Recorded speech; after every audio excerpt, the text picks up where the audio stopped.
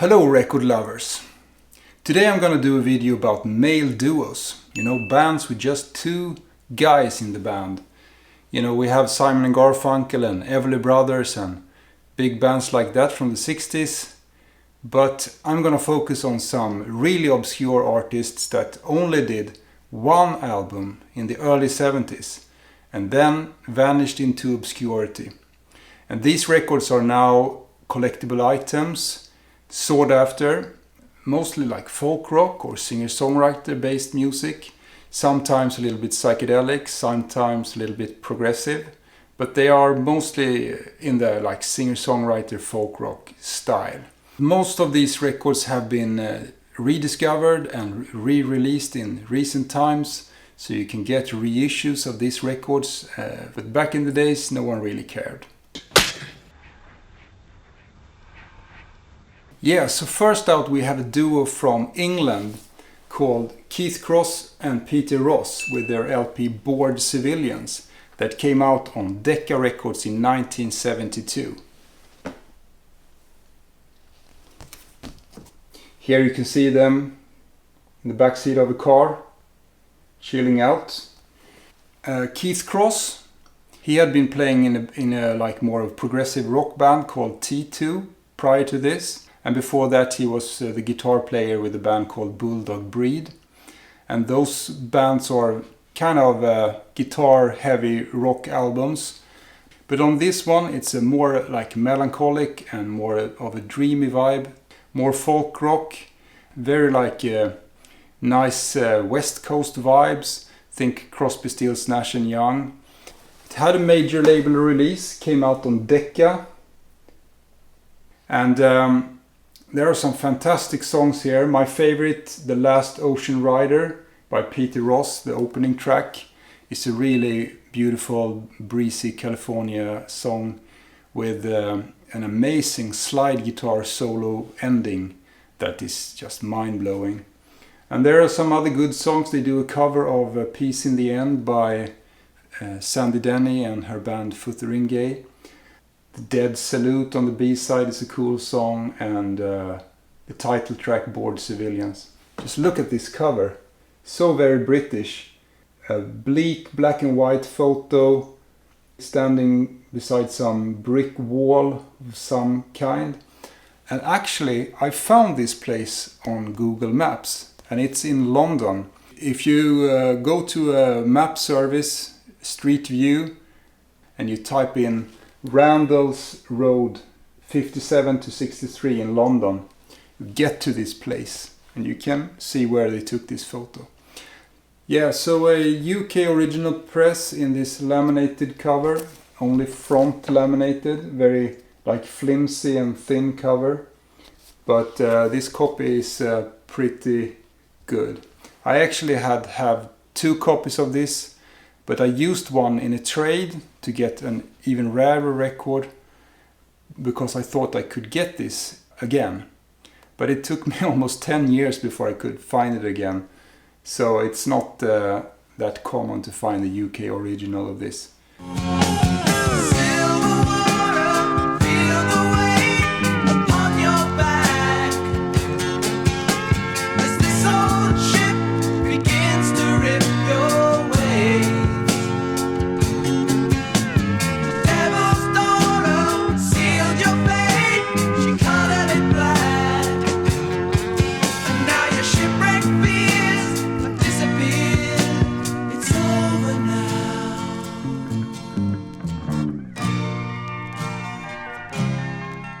Next up we have another obscure duo from England called Curtis Maldoon, and they released this only LP back in 1971, and this cover is even more flimsy and fragile because it's some kind of textured and you can almost never find it in good condition.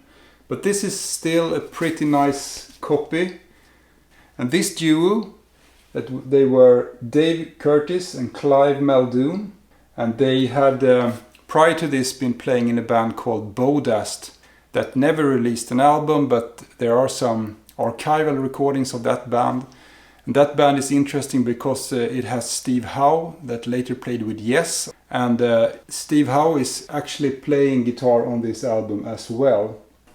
This album also have members from the Mighty Baby backing them. So that's always a good sign when Mighty Baby are your backing band. Almost everything in the early 70s with Mighty Baby is interesting in my opinion. And this record came out on Purple Records. You know, these labels in the UK. And Purple Records were of course Deep Purple's own label. But fear not. It's not a heavy rock record like Deep Purple.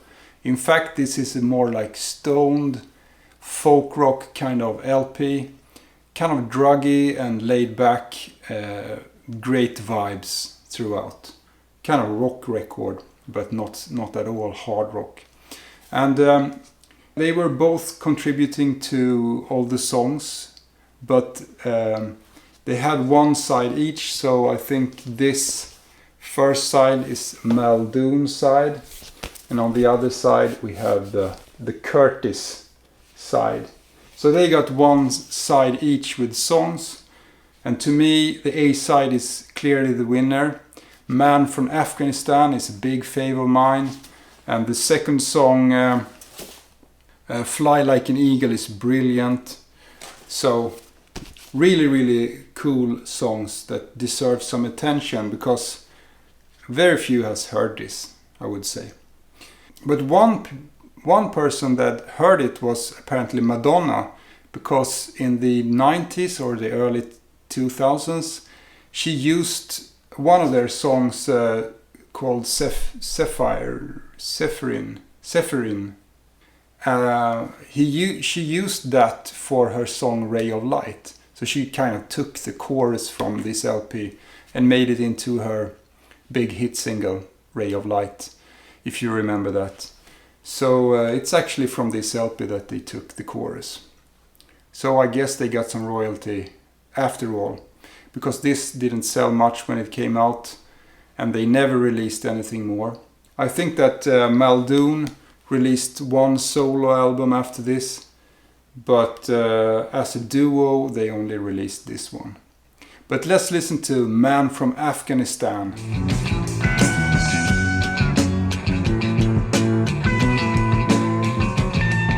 I'm waiting for the man from Afghanistan to come. Got a kilo in the bottom of a suitcase in a cabin trunk. If the captain comes, you don't give him no lip, but you pick it up, lady, yeah, you know the trick. I'm waiting for the man from Afghanistan to come. Okay, the next LP is the rarest in this bunch that I'm gonna show today. And it's a very obscure album that has never been reissued or anything, so the only way to get it is to find the original vinyl, unfortunately. And it's an album called Davey and Morris by these two gentlemen. Just look at them. They were Sean Davey and James Morris. This is James Morris and this is Sean Davis. And they were like friends from a college that wrote some songs together. And for some weird reason they got in contact with the producer Tony Hooper, who had been playing with Strawbs and other bands. And he heard them, he liked their songs, and he thought that they were going to be the next big thing. And he signed them, he recorded them, and he secured a deal for the small UK label York Records, and they released this album. So it came out on York Records. Quite interesting label that put out some great music back in the early 70s. Some folk rock and stuff like that. It also came out with an insert with the lyrics, two-sided insert. This LP is a fantastic singer-songwriter, folk rock, progressive pop kind of LP. And one of the highlights is the song called Who Stole My Land.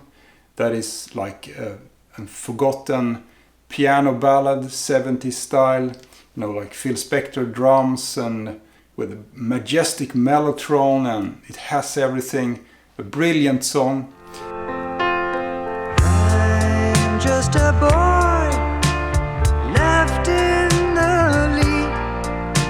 of a garden of memories, promises of me.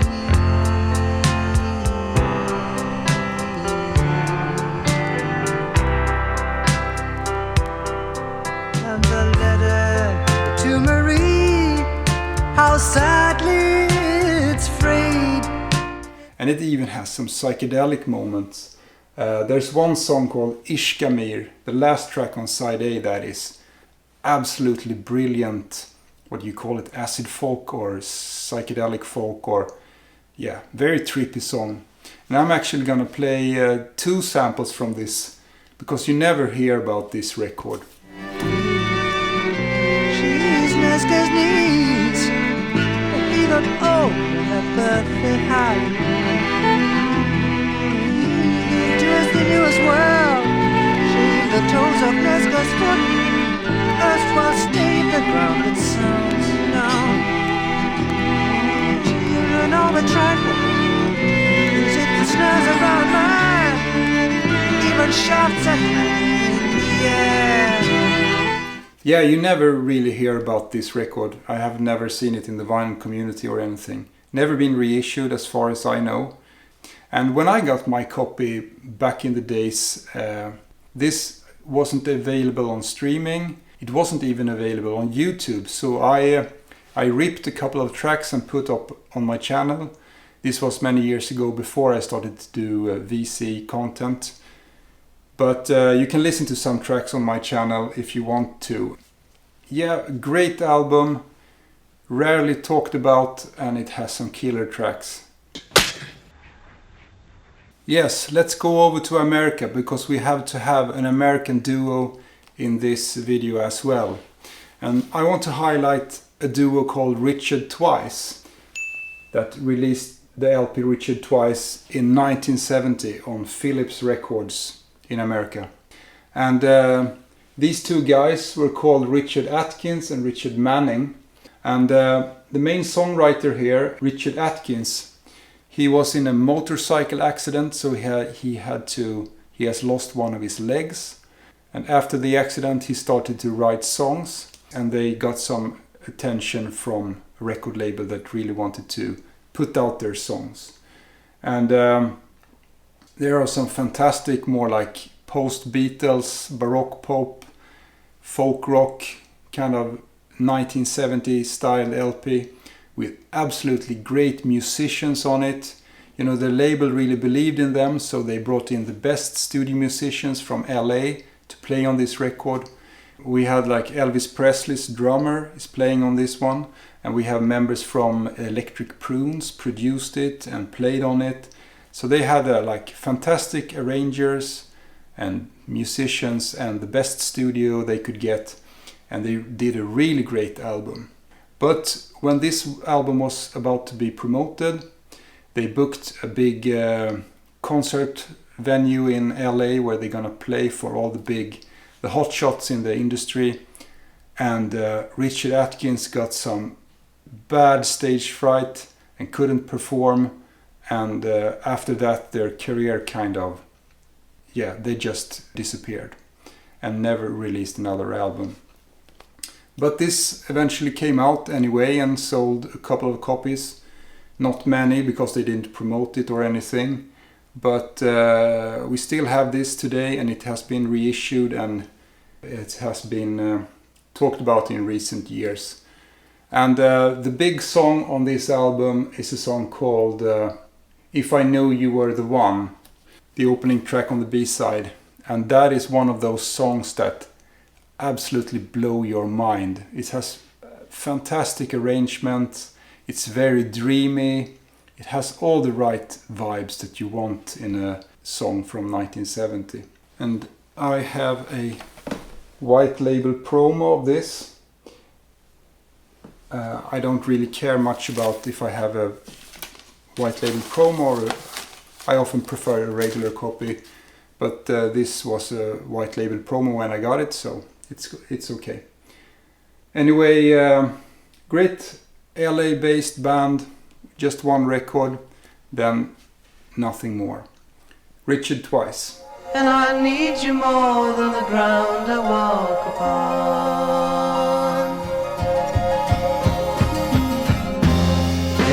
knew you were the one,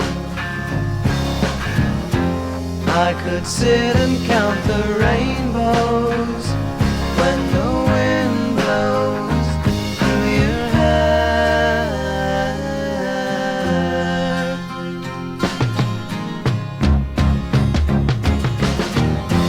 If I knew you were the one. For the last duo we're gonna be a little bit more exotic maybe, because this is a band from Iceland. And this duo is Jónas and Einar. These guys. And with this informative back, just no info here, but it is a gatefold cover. And here you can see the band. They're modern men carrying their children and their guitars, I guess. Kind of mellow folk rock album with some great songs, a lot of flutes playing around on this. Yeah, it was recorded here in Stockholm, Sweden, and released in 1972. I actually don't know much about these guys, but the music is great. And highlights here for me, it is the opening track On a Riverboat, that has a really laid-back vibe with some nice flutes. And the title track Gypsy Queen is also a great song, more up-tempo kind of groove with flutes also. It was released on Parlophone labels,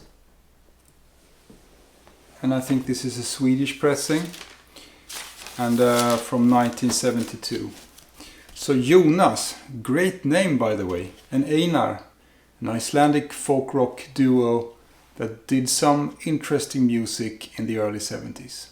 On a riverboat to an island, I wanna be free. A fortune-telling lady pointed out to me. Island calls me, come on home. Island wants me alone.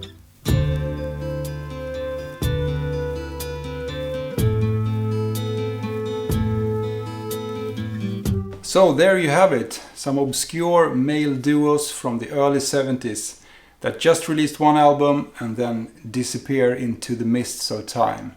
Anyway, thanks for tuning in to this little episode, and I hope you have found some music that you liked. That's what it's all about, you know, recommending music and highlighting things that you like that maybe not everyone has heard. I'm not sure about that. And please put down a comment. I love to hear what you think about my videos, and also like to hear what you have to recommend. Do you know other great duos from this period of time and in this type of music? Put it down in a comment. What should I look into?